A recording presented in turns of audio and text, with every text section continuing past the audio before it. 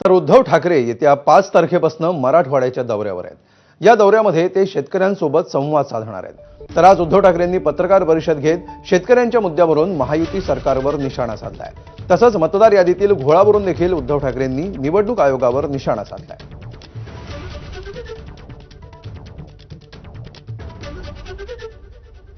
मला आशिष शेलार, मी खरं त्यांच्यावरती कधी बोलत नाही, पण आज मी त्यांचं जाहीर अभिनंदन करतोय, कारण त्यांनी नकळत देवेंद्र फडणवीसांना पप्पू ठरवलेलं आहे। कारण जे हे मानतच नव्हते, त्याच्यामुळे महाराष्ट्राचा पप्पू म्हणून त्यांनी फडणवीसांना बोलण्याचं धाडस दाखवलंय। हा त्यांच्या अंतर्गत वादाचा परिणाम, हा परिपाक असेल।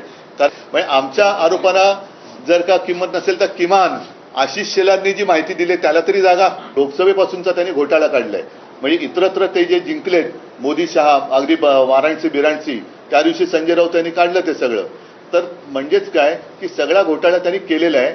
आणि दुसरा महत्त्वाचा, सरकार तुमचं असताना विरोधक घोटाळे करतात, म्हणजे तुम्ही सरकार चालवायला नालायक आहात, म्हणजे सरकार चालवायला तुम्ही नालायक आहात। तर हे सगळं एका दगडात आशिष शेलाराने अनेक पक्षी मारलेले आहेत। ही निवडणूक आयोगाची भुताटकी आहे। एकेका घरामध्ये 40-40, 50-50 नावं ही नोंदली गेलेली आहेत।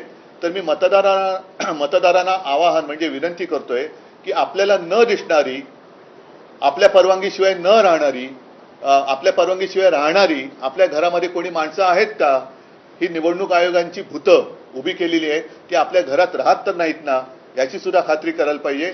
जे पोकळ आश्वासन मुख्यमंत्र्यांनी दिलं होतं की दिवाळीपर्यंत, दिवाळीच्या आत काही पैसे शेतकऱ्याला मिळतील, काही पैसे त्यांनी काही हजार कोटी इथून तिजोरीतून रिलीज केलेत असं म्हणतात। तर मी शेतकऱ्यांना जाऊन विचारणार आहे, मिळाले असतील तर आनंद आहे, नुसतं काहीतरी आग पाखड करायची किंवा टीका करायला म्हणून मी जाणार नाहीये, पण ते मिळाले पाहिजेत। 2-3 दिवसामध्ये एवढ्या मोठ्या मराठवाड्याचा दौरा आणि संपूर्ण महाराष्ट्राचा हे केंद्रीय पथक करणार कसा, कुठे नेमकं जाणार, आणि त्याच्यानंतर त्यांना नुकसानीचा अंदाज आल्यानंतर ते प्रस्ताव कधी पाठवणार।